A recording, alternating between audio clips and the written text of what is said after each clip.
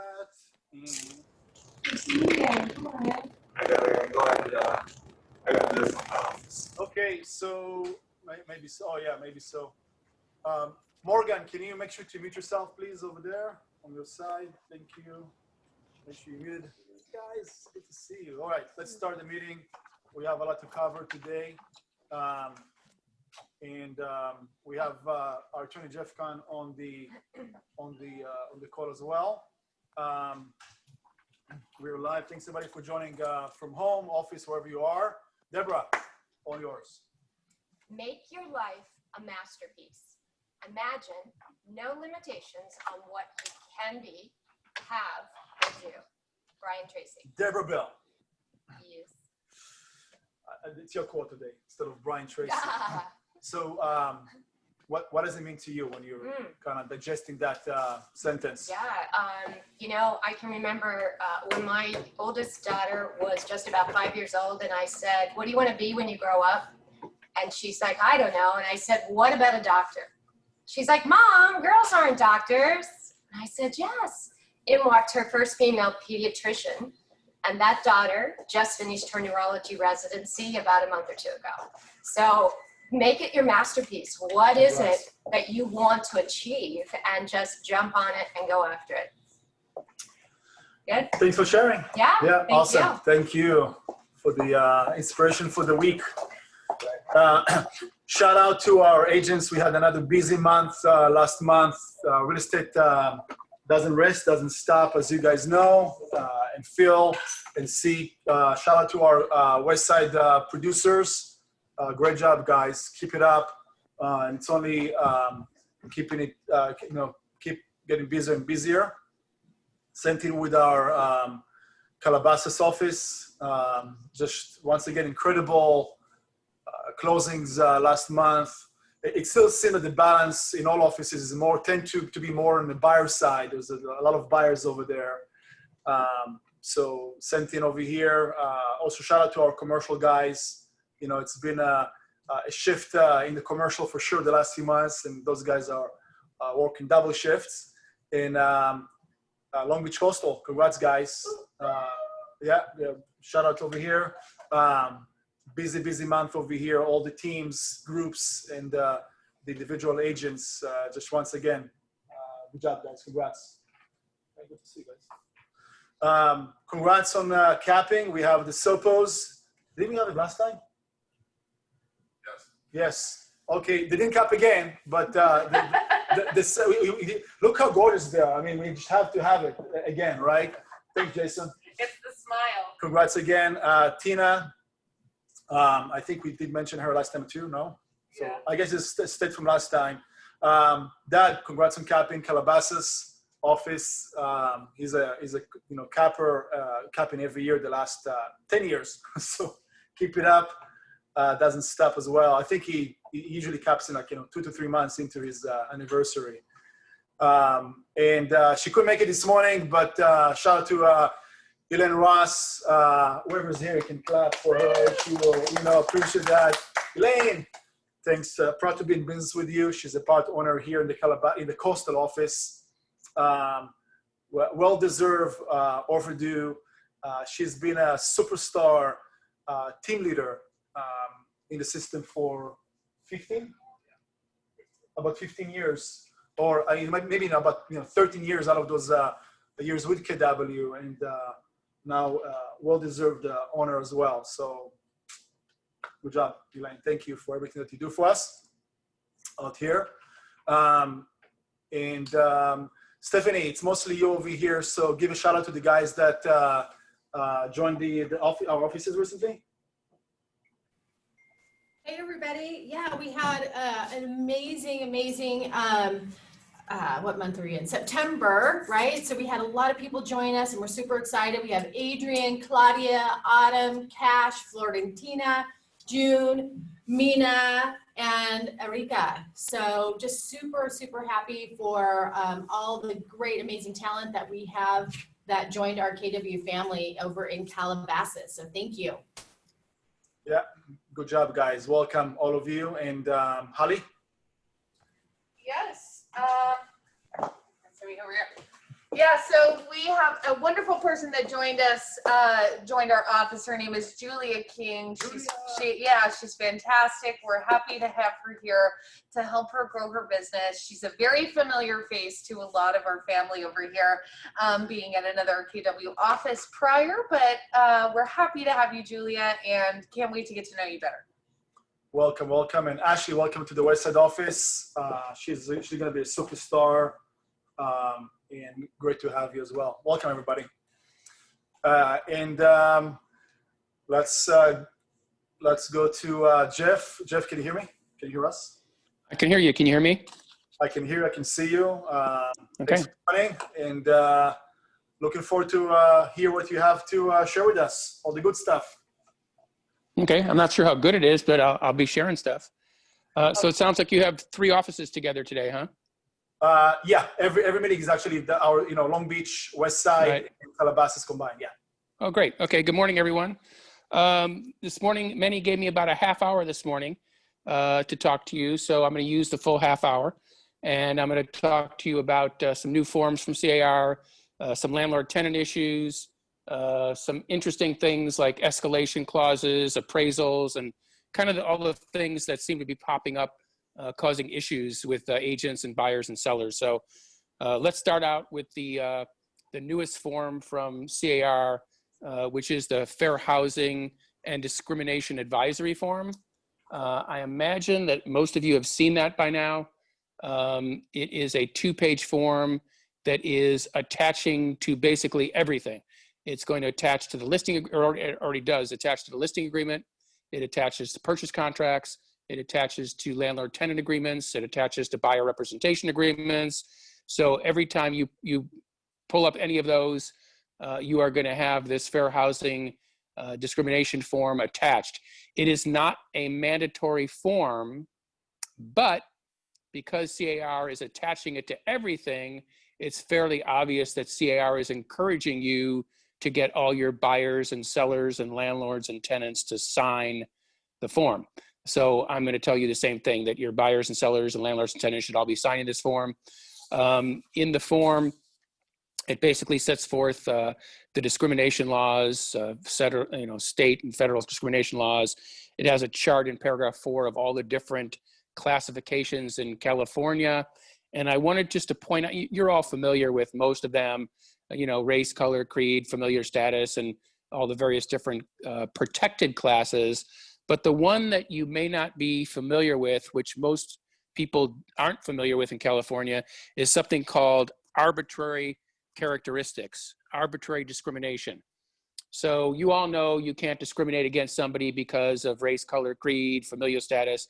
But did you know that you can't arbitrarily discriminate against anybody for any arbitrary reason? So as an example, let's say you have a landlord who says to you, I don't want to rent to this person because, I don't know, pick a thing, because they're from Ohio, or because they're a doctor, or because they're a Republican or a Democrat or whatever. That potentially is going to be discriminatory because it is an arbitrary reason with no basis in fact to turn somebody down for that reason. So you need to be careful that it's not only the protected classes that we're all aware of, but it's any type of arbitrary discrimination. In paragraph 8 of this new fair housing, paragraph 8A is probably the most controversial thing for agents and buyers and sellers.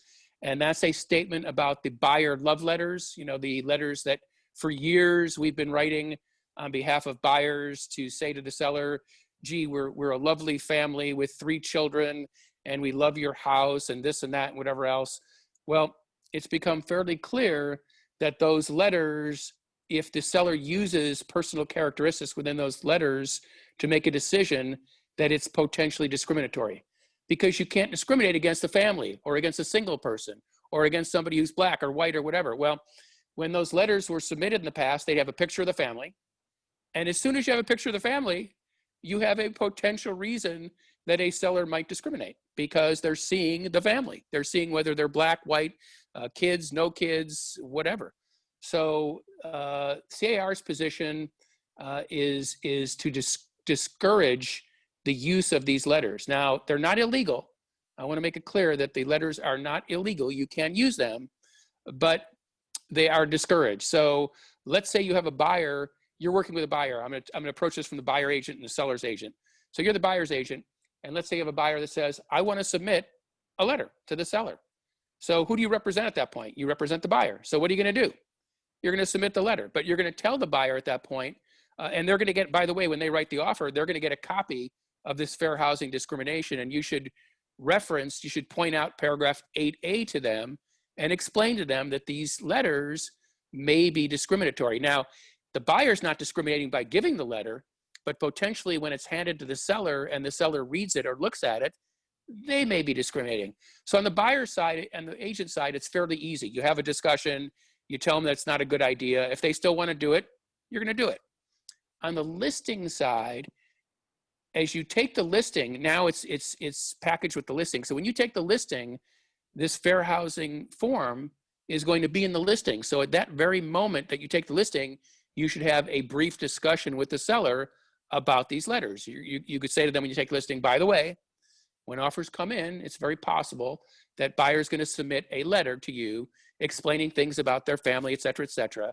And I just want to point out to you that if you look at these letters and if you use any personal characteristics to decide whether to sell to this person or not sell to this person, that you may be discriminating against them and you could have a claim against you.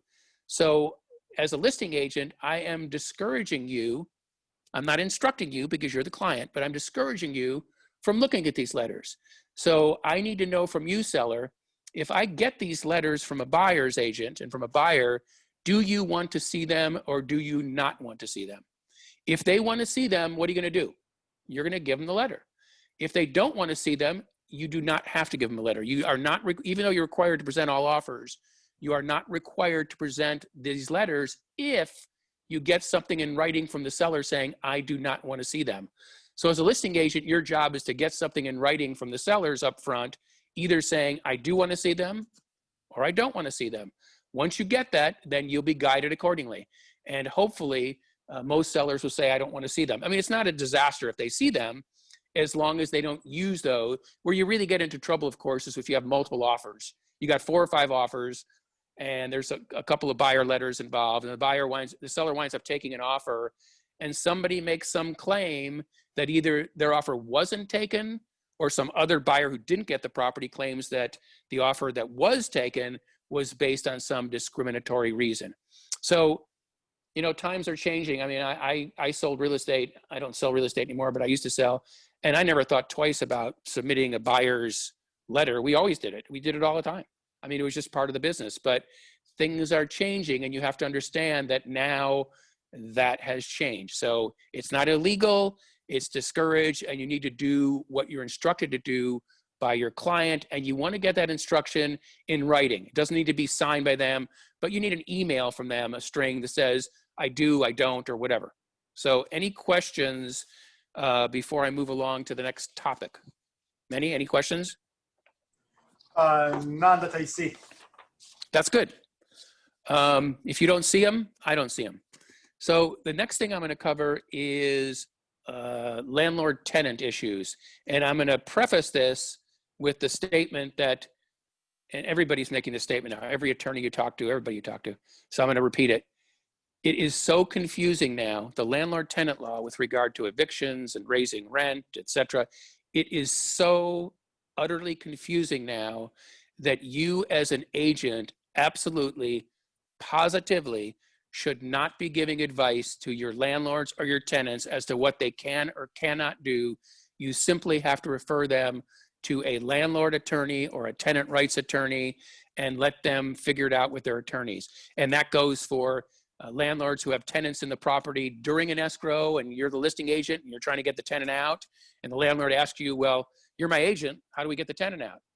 I'm going to very briefly go over some of the landlord-tenant changes, but I'm doing it for your benefit, but it's not for you to pass along to your clients and give them legal advice, because it's just way, way too complicated. Just to give you an idea of how complicated it is, you're probably all aware that CAR came out with 12, count them, 12 new landlord tenant forms within the last 10 days. 12. That ought to tell you right there that, uh-oh, this is way beyond my ability to figure out what needs to be done here. I'm only going to cover basically 2 of those forms. The first form I want to cover is a form called the Notice to Tenant of COVID Tenant Relief Act of 2020. It is a form that all landlords were required to give to all tenants, residential, if the tenant was behind in rent as of September 30th. That form was already supposed to have been given. It's already in October, so landlords should have given the form already. But if they haven't given, it's the old, it's never too late to give the form. This form must be given to a tenant before a landlord can file any type of eviction action against a tenant. So the form is the acronym is the NTRA form, NTRA, Notice of Tenant COVID-19 Tenant Relief Act of 2020. It's giving a notice to the tenant of what their rights are. The second form, and it's in zip forms already. The second form I'm going to cover is the declaration form from the tenant that the tenant needs to give to a landlord if they're claiming that they can't pay rent because of the COVID-19 situation. It's called, it's a CDC-TD form, CDC-TD, and the name of it is the Center for Disease Control COVID-19 Tenant Declaration. It's a declaration under penalty of perjury that the tenant signs stating that they can't pay the rent because of a COVID-related situation. What's a COVID-related situation? They lost their job, somebody in the family is sick with COVID, et cetera, et cetera. So we all kind of know what those situations are. So just to get a little bit more into this without getting too deep into it and confusing you utterly, there's all these different time frames with different rules now. For any rent that was due between March 1st and September 30th, if that rent is not paid from March 1st to September 30th, then the landlord does not have a right at this point to evict that tenant, but the rent is still due, and it's due as of January 31st next year. At least it starts to need to be repaid as of January 31st next year. But you can't evict them if they don't pay that rent. If from October 1st to February 1st, there's a different rule that says that the tenant has to pay at least 25% of the rent due by January 31st, 2020, or a landlord potentially could evict that tenant for their not paying the 25%. They can't evict them for not paying the other 75%, but they could evict them if they don't pay at least the 25%. Now, again, the landlord has to give that form, the form I talked about earlier, to residential tenants, any residential that's behind in rent. The landlord can always sue a tenant for past rent due. There's a difference between evicting a tenant because they haven't paid their rent and suing a tenant because they owe the money. There's rules that say you can't evict the tenant, but you can always sue them for rent that they owe. And as of March 1st next year, you can actually go to small claims court for money owed, even if it's above $10,000, but only for rent, the rent, not for other reasons. So the small claims court, for a period of, I think, 4 months or 6 months, are changing the rules and saying that if you need to go into small claims court to collect rent, you can actually go for more than $10,000 starting March 1st.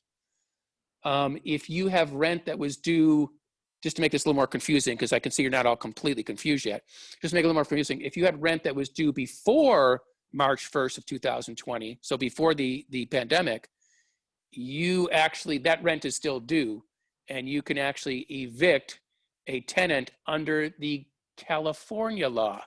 But we all know that there's a local LA City and LA County law, and under the LA City law right now, and I believe the LA County law, you really can't evict anybody through October 30th, at least that's what it currently is, for just about any reason except health and safety. Now, will LA City and County extend that beyond October 30th? Very likely. So, and just again, to confuse things further, the old 3-day notice to pay and quit for the time period between March and next January has been changed. It has to be 15 days, and it has to be 15 business days. So if you're going to evict somebody now or at some point, it's no longer a 3-day notice. You have to give them a 15-day business notice, which really is like 3 weeks. So CAR came out with 4 new forms. 2 of them that are 15-day notices.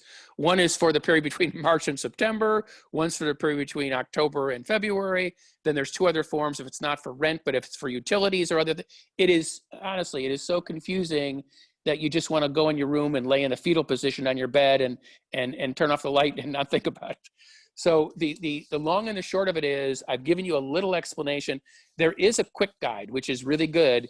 If you go to car.org and you go to the COVID section, you're all familiar now, I'm sure, with the COVID legal section under risk management.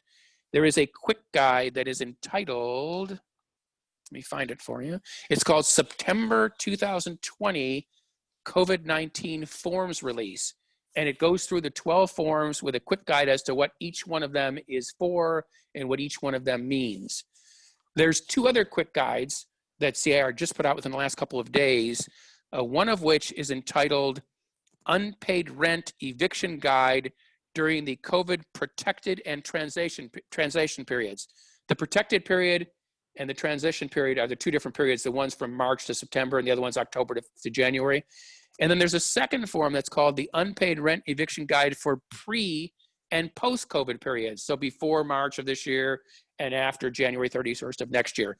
So there is a quick guide that kind of guides you through the process and kind of explains what needs to be done. But again, if you have a landlord or a tenant, as soon as you start giving advice about these things, you are in the middle of it and you will not get out of it. So you just need to tell them to talk to an attorney. So I'm going to give you, I think I've done this before, but I'm going to give you 2 names of landlord attorneys that you can refer your clients to. You may be aware of one of them. One of them is the law office of Dennis Block and Associates. Dennis Block and Associates, they do, that's all they do is landlord evictions. So that's somebody that your clients could contact. The other one that I think I've given you before is, and you can get their telephone number and their email just by Googling Dennis Block and Associates. The other one is SII Real Estate Services, and I'm pretty sure I've given you that before. It's S as in Sam, S.I. Real Estate Services. And they're on the west side, and they're landlord eviction specialists. And their telephone number is 310-275-5580. 310-275-5580. The person there, the contact person is David Aniel, A-N-I-E-L. He's not an attorney, but he's very knowledgeable. You may even want to, Meny, you may want to, at some point, if he's still doing it, you might want to get David Aniel to do a little 20, 30-minute thing at one of your office meetings. But the bad news is I don't have a tenant rights attorney that I can refer you to, because we had a couple and they just don't want to do them anymore. So if your client needs a tenant rights attorney, the best thing to tell them is just to contact the Los Angeles County Bar Association. Go on their website and there's an attorney referral service, and you can get a referral to different specializations, and one of them would be tenants' rights. So with that, Meny, I'm going to ask if there's any, at the risk of opening this up for a lot of questions, I'm going to ask if there's any questions about this before I move on. Yeah, a couple of questions actually. One related to the level before. I'm not sure if you can open your Q&As on the chat over there. Mona was asking, would the landlord not wanting to rent a home to a big family grounds for discrimination? There's another question afterwards. Would a landlord not wanting to rent a home to a big, do you mean a big family that they're overweight, or a big family with lots of people?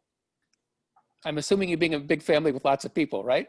So yes, that potentially, yes, people, yeah. that potentially can be discriminatory. Unfortunately, it's more complicated than you would hope because there's state rules and there's local rules. And there is a rule, which I do not know specifically the exact guidelines, but there's a number of people per bedroom per square footage that is considered reasonable and not reasonable. There was a real simple rule like 2 per bedroom or something, but that rule isn't accurate. So if you didn't want to rent to a family because they had 3 kids, you're gonna have a problem. I mean, if they had like 8 or 9 or 10 people in the family, that may not be, there may be, based on the size of the house in question, that may be okay. But again, you aren't going to be advising them on that. You're going to need to have them talk to a landlord attorney. And I see that somebody just put up the telephone number, yeah, for David Anya, which is great. And you'd have to check with an attorney and and not you, but your landlord or tenant would have to check and find out. So the short answer to your question is it could be discriminatory unless the number of people is substantial and goes beyond what's reasonable. Okay, Meny, I'm looking at the Q&A now. So let's see. Would you refer the tenants to housing plus community investment development for tenant rights? Would you refer the tenants to housing and community investment development? I don't know what they'd be able to tell you. I mean, you can refer them there and they may be able to get some information there. There are some things that have been put out, I think, by the DRE. I think the DRE just put out a whole tenant rights manual. So if you go to the DRE website, there's a tenant rights manual, and you can always, provide the people with a copy of the tenant rights manual. Okay, the question, can landlords disallow to rent if tenant has pets, including service animals? Okay, a landlord can refuse to rent to anyone with a pet, but they cannot refuse to rent to a person with a service animal. So the difference between a pet and a service animal is difficult to determine, but if the tenant states that the animal is either a service or support or emotional support or comfort animal, you can't discriminate against them. If they're strictly a pet, if they say, hey, I have a dog and it's a pet, I would hope that they wouldn't discriminate against them because people with pets need homes, but you don't have to rent to somebody with a pet, but you cannot discriminate against anybody if they call it as a support and service animal. So the question is, what's a support and service animal? A service animal is fairly well defined. It's an animal who is specifically trained to work with a tenant or a person who has a disability, and they're trained for that disability. So a service animal has papers and all that kind of stuff. More difficult is a support or emotional support animal. That animal doesn't have to have any papers, and all you need as a tenant to say that that is a support animal is a letter from a third party, whether it be a doctor, a therapist, or even somebody you know, that basically says you need this animal because you have a disability, and this animal is a support or a service or a comfort animal. You can't really, as a landlord, ask what the disability is or get much more information. There is a pretty good Q&A at car.org on support and service animals. It's a bunch of pages long. It answers a whole bunch of questions, so I would refer you to that. Can you request a pet deposit for service animals? No. You can't get any kind of a deposit for a service animal. But to your question, can you get a pet deposit for a pet? Yeah, you can, but the pet deposit can't be any more. It can't be on top of what you can charge anyway as a landlord. So if you're a landlord, you can charge 2 months rent for unfurnished, right? That's the most you can charge, 3 months furnished. So if you're a landlord, why would you want to have a separate pet deposit? Because the pet deposit can't be over and above the 2 months. It would have to be part of the 2 months. So why get a pet deposit? Why not just get a 2-month security deposit, which would cover everything, including what your pet damaged, the pet may do damage or not. So there's no point in getting a separate pet deposit because it can't be over and above the 2 months security deposit. And you are not allowed to charge extra rent or charge any kind of pet deposit or any kind of deposit extra for a service animal. Now, the tenant is still responsible for any damage that the pet does, even if they're a service animal. So if the service animal, pees on the carpet and destroys this and that, they're still responsible, and you could take it out of their security deposit at the end of the lease, but you can't charge anymore for that. Jeff, we have over here. I got another. By Leroy, well, hold on for a second. Just ask a question over here, Leroy. Brian? Okay, so, hi, morning. You were talking about the 15-day pay to quit in business days. Yeah. Has CAR or anybody thought that like Saturday and Sundays are really business days as well? I mean, so why? Let me answer that. This isn't CAR. This has nothing to do with CAR. CAR doesn't make the laws. The legislature makes the laws. They only put out the forms to match the laws. And according to the state, Saturday, Sunday, and legal holidays are considered business days. Are considered business days, and so they don't count towards the 15 days. It's got nothing to do with CAR. CAR just has to follow the law. And the law is, with this new 15-day notice, you don't count weekends or holidays. Right, and I was going to go a little further, like why don't they challenge that? Because everybody works Saturdays and Sundays. Well, CAR has only so many bullets they can do. They are under pressure to challenge everything at this point, like trying to get open houses open again, where you can do that. There's a million things that CAR is constantly working on, but I will tell you that one of them is not, as far as I'm aware, one of them at this point is not challenging business days. I don't think that would go anywhere, but you can always make recommendations to CAR to challenge whatever it is you want them to challenge. But right now they're working on propositions, they're working on showing instructions, they're working on open houses. Their plate is pretty full now, so I don't expect to see anything change in that regard in the near future. Last question, Jeff, over there, yeah, from Joe. Yeah, I saw a question. I have a tenant that she is about to buy a house, and she wants me to low the rent once her lease is up, January 1st, until she moves out. Do I have to low her rent, or can I evict her once the lease is up? I don't, oh, she wants you to lower the rent once the lease is up. Can I evict her? Okay, so under the state law, you may be, when the lease is over, you may be able to evict her, but if the property is in LA City or LA County, it is conceivable that you may not be able to. Now that we don't know, because I believe the LA County and city law or ordinance right now only goes to October 31st, but there's every possibility it's going to be extended. So to your question, I'm not a landlord tenant attorney. I suggest you direct your question to either Dennis Block and Associates or SII Real Estate Services to get a little bit better answer. But I think what you're going to find out that it's still kind of in flux. There was another question previously Sure. that I missed. There was one, can we ask for non-refundable deposit for pet? And No, there's no non-refundable pets. You can't get there's no such thing as a non-refundable deposit. Any deposit has to be returned unless there's damage done or whatever. I thought there was another one. Oh, here it is. If the landlord chooses to go with the family based on their letter despite realtor's discouragement and someone sues, can the realtor be held jointly liable?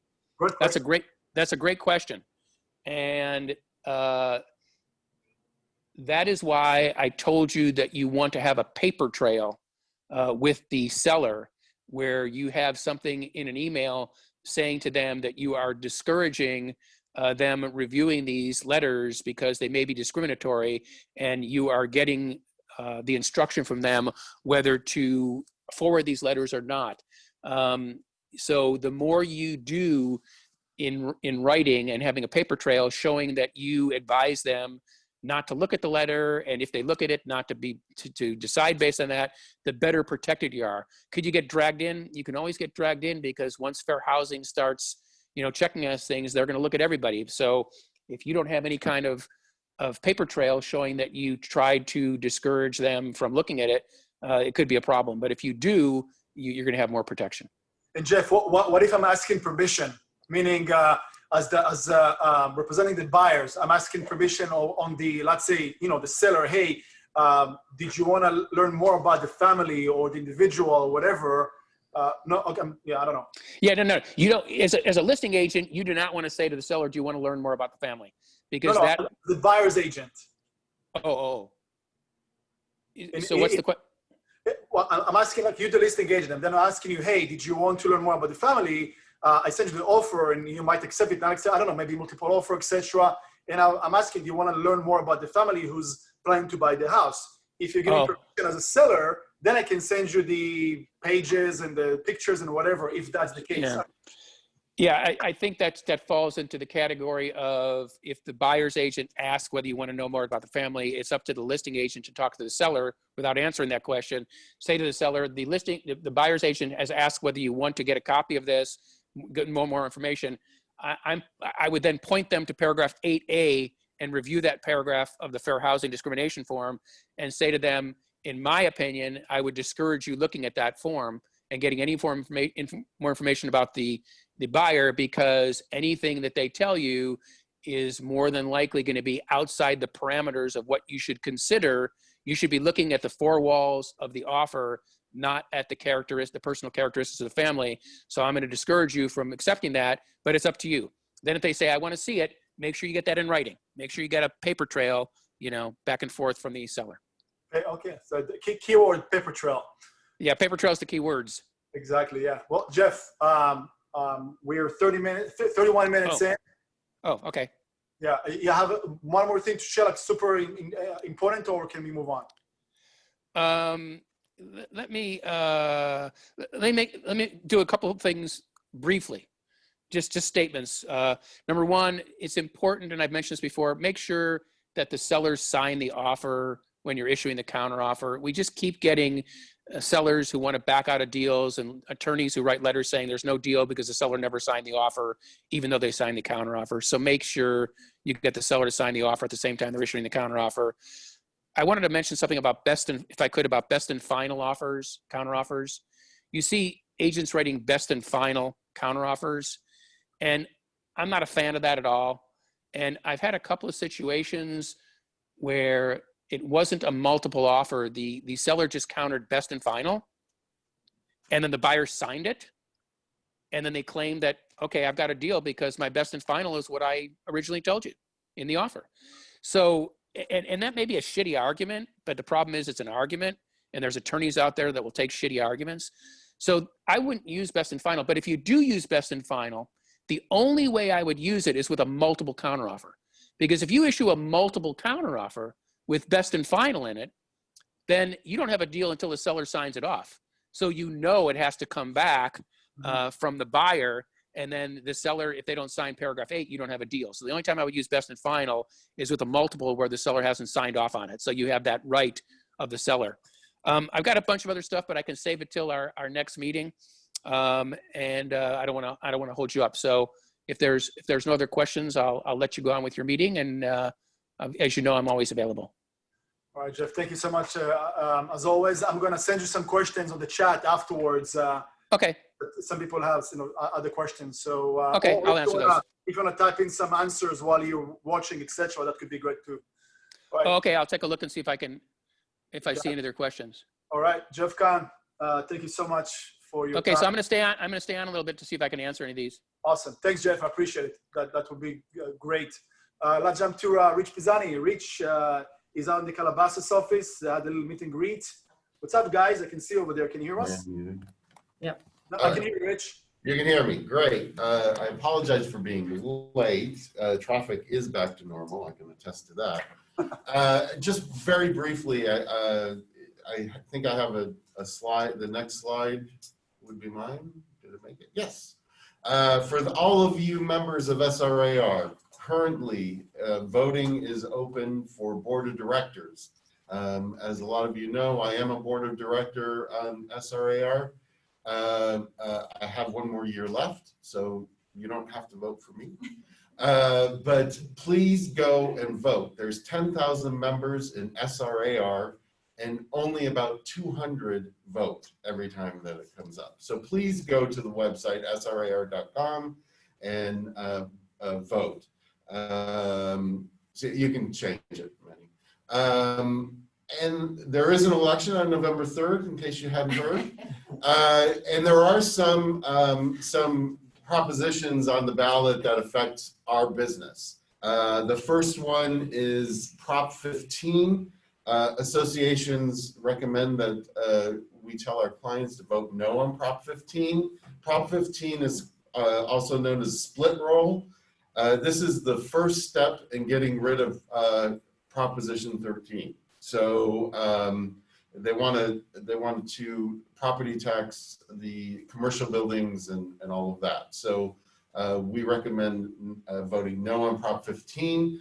Yes on 19. 19 is the tax portability. We tried this. It is CAR's sponsored this bill.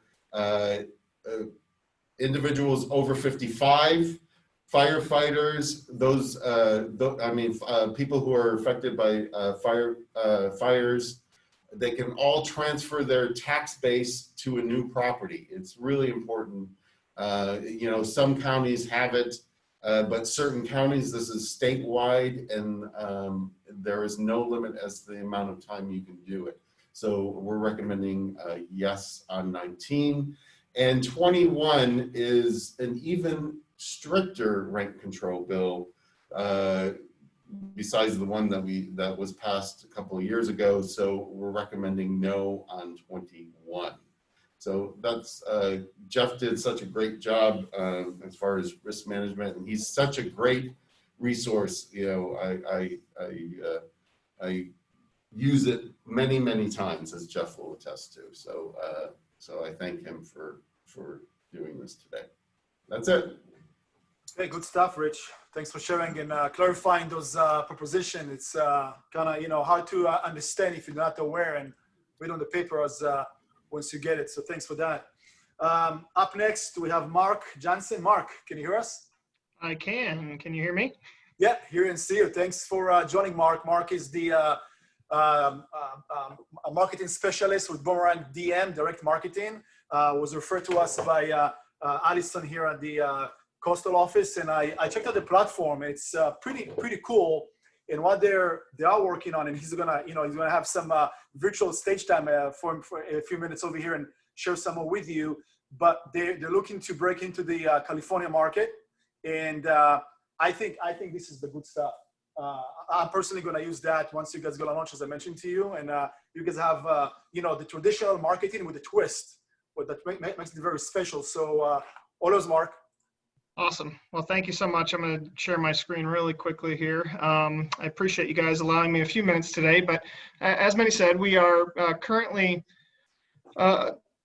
in about 14 states, 43 different markets around the U.S., and currently only one market right now up in San Mateo area. So we are looking at obviously breaking a little more into the Southern California. So wanted to just take a couple minutes to just give you a brief overview of what we're doing, kind of where we're going, and hopefully get some feedback from you guys on if this is something you think would be something you'd use once we come to your area, and go from there. So real quick, a little bit who we are. We were founded back in 2010. Our owner and CEO actually was a real estate agent himself. So he, you know, created this company as something that he used himself. So it's kind of created by and for real estate. Basically what we do is we generate repeat and referral business for you by keeping you guys top of mind every month. So really working on that problem, and obviously it's not rocket science from a real estate perspective. It comes down to about three things, right? It's about having that database. Once you've established that database, it's building relationships, credibility with that database, staying in touch with that database, and ultimately providing excellent service. So again, seems pretty basic, but obviously there's a lot of challenges that kind of keep you away from being able to do that. First and foremost is the normal person knows probably 12 different agents. So if you guys aren't the ones that consistently are staying in touch with your sphere, somebody else probably is. In addition to that, you have lack of time, lack of cost. You don't want to spend a ton of money. You don't have new and unique ideas of things to send to your sphere. So a couple stats I just like to point out because it's really interesting to me. This was a poll done a few years back by NAR, and they basically polled buyers and sellers after they closed their home and asked them, hey, would you guys use the same real estate agent the next time around? And as you can see, upwards of 85 to 90% immediately said, yeah, absolutely, why wouldn't I? And then they came back and polled those same people when they actually did buy and sell their next home, and it dropped drastically. You can see the percentages, 17 to 23% actually followed through on that. So it's, again, why is that? Well, this is the reason. This was another study done by Zillow a few years back. They polled over 13,000 homes and asked them, after you closed on your home, did you ever hear from your real estate agent again? 94% of people didn't hear something from their agent regularly. And regular was defined as at least one time per month. So only 6% of agents were consistently staying in touch with their sphere. So again, what's the solution? Very simple. It's about staying in touch. And we provide one of those touch points for you that's easy, it's turnkey, it's really, really affordable, and that's what I'm going to touch on real quick. So like Meny said, what do? We come into your local area, we partner with businesses, whether it's restaurants, entertainment venues, things like that, and we secure high value offers that we send out on your behalf. We work with a ton of different partners. This is just a handful of a few of them across the country.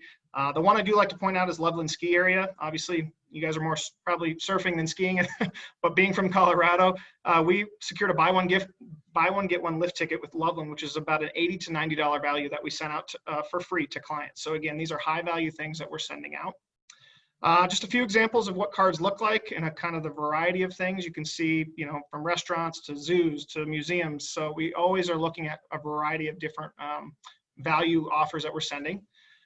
This is an example of a card. It would come in the mail. Everything is always compliments of the agent and the company. So the front of the card will be personalized to you. When you flip it to the back of the card, we have a place where you guys upload your photo, all your personal information. We also have a place where you can upload your company logo and actually customize it with a company tagline, a website, things like that. So it's a really great way to personalize this for your sphere. As I mentioned, we do have an offer going in San Mateo. These are just a few of the most recent ones that we've had up there. Maybe some businesses that you guys might recognize more in your area, but again, gives you just another example of kind of the variety of things that we're sending. And we do say this is the only marketing that your clients actually call and thank you for. Obviously, there's a ton of things you guys send out every month, I'm sure, whether it's stats or things like that, but this is like sending a gift every month. So it's something different, it's unique. We hear it all the time from our agents that are using this, that people will call and say, hey, thanks for the free bunt letter, or whatever it was. We get a lot of questions too about the results. I can tell you consistently from a direct marketing perspective, we get about a 4% redemption rate, which is up from about 1% of normal direct mail. Again, these are high value things that people, they're not throwing away, they're using. We did actually have an offer out here in Denver, and it was for a buy one, get one at Mad Green Salad. That redeemed at almost 15%, and we probably had over 35,000 cards that were sent out in the Denver metro area. So again, we know they're being used. We know there's valuable things. We have a lot of testimonials. I'd encourage you guys to go to our website, boomerangdm.com, to read a few more of these. But certainly, you know, again, just great testimonials from agents that are using this. I actually got a call from about a month ago from an agent in Utah that had signed up in February. He got to talking with our support team and basically said, hey, since February, he credits 4 sales, new sales directly from the use of these cards. So again, that was unsolicited and a great testimony. As Meny said, we aren't ready yet, but I do like to go over just how it works because certainly it's really, really simple. And that's the whole point for agents is we understand how busy you guys are. So it takes 5 to 10 minutes to set up your account. You'd go into our website, you'd create an account. You would go to your account, you'd upload your photo, your logo, you'd import your database. It's literally going to take you 10 minutes. And then from that point on, you don't have to touch it again unless you want to. So we do all the work. We secure the offers for you. We send them out every month. You don't even have to think about it. We provide that value for your clients. From a pricing perspective, we have a couple different options. So we have a monthly and an every other month option. So monthly mailed directly to your clients is 87 cents a card. Mailed every other month is 97 cents a card. And then we do have an unmailed version, which essentially if you don't have, we do have a minimum of 50. So if you don't have a 50 person database yet, you can select the unmailed and we will bulk ship 50 cards to you or your office. And again, this is a great way to hand them out during open houses or keep them in your car as you're networking, things like that. And again, you can also do a combination of both. If you want to mail, say 100 cards out, but you want 20 on hand to hand out, that's an option as well. Super, super affordable. As I said, minimum of 50. So if you're mailing 50 cards a month, it's $43.50. It's really, really affordable for you. What I like to show too is there are no fees, there are no contracts, so you can cancel at any time. And what I really like is we geocode every one of our offers. As I said, we're in 43 different markets. So if you guys have a former client that maybe lives now up in Seattle, you could put them on your database and they would get the offer closest to them actually in Seattle. So if we have an offer in that state, it will geocode to their zip code. So again, it's a really, really great way not only stay connected locally, but also nationally if you have clients that have maybe moved.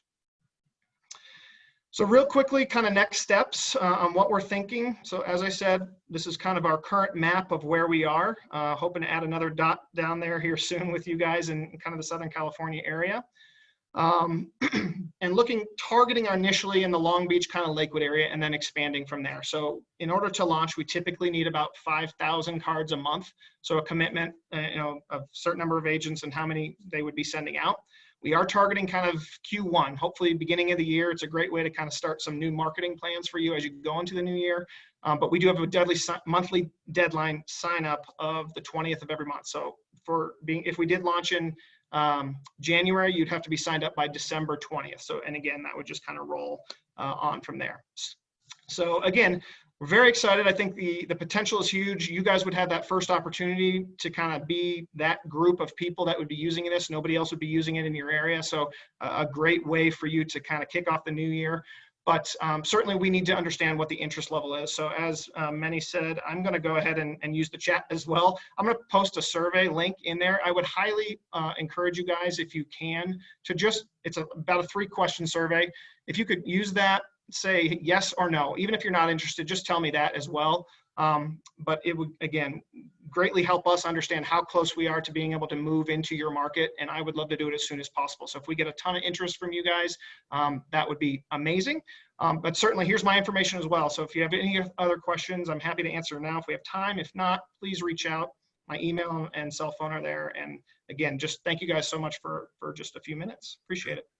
Good job, Mark. Thank you so much. If you could just drop your screen so I can share back mine, and do me a favor and type in your all of information on the chat for everybody, and then post a survey because people are interested, and maybe a link to the website, etc., that people understand exactly what it means. And one thing I want to mention is that they're doing an amazing job, or will do an amazing job also locally over here, in understanding, like funneling all those businesses and whatever based on what kind of incentive promotion. So they're going to help you. It's not like you have to go and hunt those down, but if you do have preferred businesses, you can definitely refer them to Boomerang DM, and then they can put it part of the packaging. Am I right or wrong, Mark? Absolutely, and that's actually one of the questions on the survey is if you have partners or businesses you'd like to see or recommend, put those in there, and we will make sure to do our research on those as well. So. All right, Mark Johnson with Boomerang DM. Thank you so much, and looking forward. Thank you, guys. I really appreciate it. Together, yeah. Thank you. Once again, just welcome to stay over here, and let's go to our team leaders. Stephanie, Halley. One thing that we want to share. I'll start with unless Kim is here. I'm not sure if she's here. I'm here. Oh, thank you. She's here. I'm here. She's at her office, kitchen office. That's amazing. I'm borrowing Stephanie's kitchen. Exactly.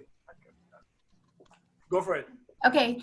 Good morning, everyone. So today I thought I would point out the new templates that KW added to the campaigns section in Command. And this is how we send out e-blasts to our database in Command. And when it first launched, there was only 2 newsletter templates available, but now they've added 23 different templates that you can use to compose an e-blast. So I'll just walk you through quickly how you do that. From the Command dashboard, you'll go to the campaign section. You can also go to the design section and access the templates there, but I'm showing the campaign section here. You'll click on that green button at the top that says create a new campaign. And this box pops up. You'll click email. And next, it will ask you what you want to name this campaign. And this is a name that only you see. It's not the subject line of your email. You can also select the goal of your campaign. Again, this is to keep your campaigns organized. The recipient doesn't see this. And then towards the bottom, you'll select either the command email or the MailChimp option. And for the command email, you can send out 5,000 free emails. With the MailChimp, I believe the free account offers you 2,000 emails within one 24-hour period. So command gives you a chance to send out a few more. And then you can, oh, and also make sure that MailChimp is synced in your settings if you did choose MailChimp. So the next slide here, you'll complete the email setup section. And this is where you choose the list that you would like to send your e-blast to.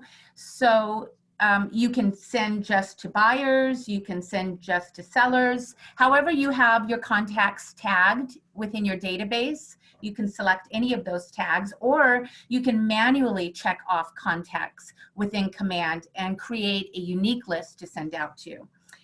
And then there at the bottom, it says select design content for your email. And this is where the templates pop up. Many, next slide, thank you. So here's the 23 templates. The nice thing about this is that they're already formatted with the verbiage and the design layout for whatever email purpose that you're choosing. So whether it be just listed or just sold, or you wanted to promote a featured listing, you can choose from these here. And you can see the red circle, I've circled the KW templates, but once you have actually used a template, then it would be housed in the My Templates section. So you can always go back to it, access it easily. And then the last slide is, well, I tried to show you what the end result would be. Here I use the for sale template. And what was great about this is everything populated for me. My contact info, my picture, the listing specs, and all the images, because remember, it's synced to the KWLS, so you can easily access your property descriptions and photos. And, you know, voila, it was done and it was easy.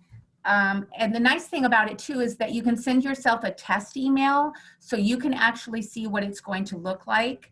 And if you want to make edits, then you can go back and have the chance to do that. So just remember, before you begin this process, you'll want to go to the settings from the dashboard and make sure you've turned on the command email, and then you'll be ready to go. So reach out if you have any questions and give it a try. Awesome job, Kim. One question we had is, can you point out the news template? Is there such a template, news, or I guess that was the question. Oh, like a newsletter. Yeah, okay, I guess it's a newsletter. Tracy, the newsletter? I guess, yes. I don't think there's a second page to this. Yeah, So yeah. I only copied the first page, but there is a newsletter #1 and a newsletter #2. So you'll find them on there. Okay, Tracy, if you have issues, just reach out, you know, and we're gonna help out. All right, Kim, good job. That was a good share.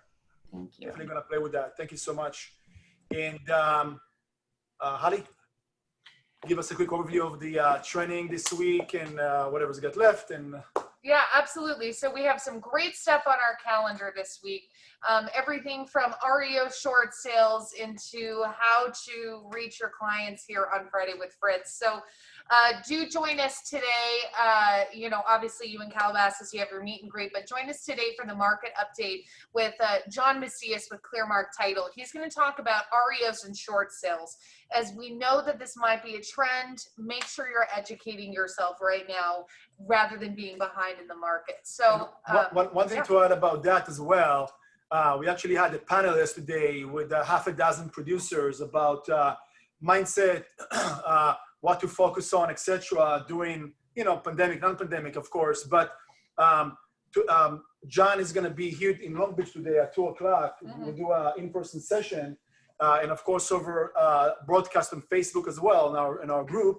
But the cool thing to understand, some of the producers were talking about, not about, you know, the short sales, REOs, whatever, not about that. It's about to understand what might be coming and just plant the seeds, prepare for that. It doesn't mean that it's going to happen, but you don't want to miss the wave or the opportunity to help people, right? Or to capture some market share if that's the case. So he will talk about NODs as well, because right now they're postponing all of that because of the forbearances. So let's learn from him how can you be one step ahead? So that's 2 o'clock today. Right. Don't be behind on that. So we have something really special going on here at Coastal on Friday. And I'm actually going to bring up a even more special guest to talk about it. So we have Fritz Pollard here with MAPS Coaching, and he's going to talk about his Reverse Bold 100 class. Just a reminder to everyone, this is going to be available to all of the offices virtually if you can't make it in person. But I will have Fritz explain what's going on. Thank you. Fritz. Yes. Hey, KW. Good to be here with you. So let me just give you a little bit of backstory on this. When COVID hit, we had to change the way we approach the market. And if you want to really roll back the clock and have me date myself, the way that Reverse Bold 100s got started really was in the radio industry. So you would say, call in, be the 100th caller for Van Halen tickets. And the phones would light up and the 100th caller would get the tickets in your front row at the Van Halen concert within a couple of weeks. That same concept is what we're going to be covering on Friday. And the reality of this is, if we can get our clients to call us with the do not call list and all the other legal things that we have to deal with in this day and age, when our client calls us, it's a different conversation. I'm going to share with you videos of people that are doing this as we speak. Some of them even shared at Mega Camp. Some of the numbers will blow your mind.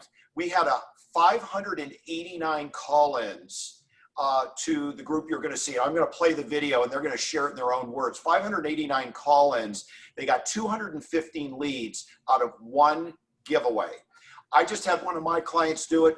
Few smaller numbers, but still powerful. 64 call-ins. They ended up getting 8 leads. They got 11 reviews and 5 app downloads to their clients' phones on their mobile devices. You can use this in a lot of different ways. I'm going to show you how the giveaways are going to be done. We're going to talk about the marketing and how you blow it out to your database. I literally have clients now that are talking about doing this monthly because it forces them to have conversations with their database. It's the most powerful source you have currently to create business. This just forces the issue. And ladies and gentlemen, when the client is calling you, it's a different conversation. When you call them, it's a voicemail, it's a hang up, they never have time for you. When they're calling you, get ready for a little longer, more powerful conversation. So we're going to have some great fun. We're going to change the way we approach our business. This could be part of your 2021 business plan. I can't wait to see you. It's Friday at 1 o'clock and October 9th, and we're going to have a great time. We're going to create a lot of Q4 business and Q1 business. And a few things. You mentioned Van Halen. Rest in peace, by the way, right? But yesterday, if you didn't hear. But the best thing this morning that Fritz told me was that's the best way to force yourself in a way to reach out to your database, to your sphere. And I think that a lot of us missing that opportunity or dropping that mindset of, lead generation is like it's like a yucky activity or whatever. No, it's just stay on top of what you have. And when you're gonna build success, then you're gonna want to do even more of that, right? Yeah. Again, and there's so many things this can evolve into. What I'm really happy about is we're gonna take the market center strength and we're gonna pool the prize scenario. Again, I'm gonna show you some really cool things on how they do the giveaway on Facebook Live, some of the do's, the don'ts, what we've learned from it. And I guarantee you it's gonna change the way you lead gen. And when you create a scenario where the client calls you, it's a win-win scenario all the way around. Halley, how do we sign up, RSVP, to this session? Yeah, absolutely. So sign up and RSVP to the front desk here at Coastal. We can put the information there on the side. We'll also post it in the KW shares, Forward Living shares page. That way people can RSVP. And thank you, Meny. All right, cool. I put it on the chat. And you don't want to miss out time in person or virtually. It's going to be take place here in person with Fritz, but to hang out with the head of maps. So come on. Yeah. Well, listen, I'll look forward to seeing you. I'll be there. All right, Fritz. Thank you so much. Thank you. Fritz. Thank you, Halley. Good stuff. And lastly, as you can see, we got the new line of our T-shirts. Yay! KW Westside, KW Coastal, and KW Calabasas, and we have the luxury shirts and the radio shirts. So go on on the online store and order those if you want to have any of those. And with that, fun times at the Santa Monica Pier. Thanks everybody for joining and celebrating Amy's birthday. We're gonna have more activities coming up. We still have the whitewater rafting in 2 weeks or so, I think, right? Up north. 16. Yeah, so there you go, guys. Thank you for joining. Thanks for taking the time to be here. And Jeff, thanks again, our attorney, and Mark with Boomerang DM. Thanks, guys. Appreciate it. Good meeting.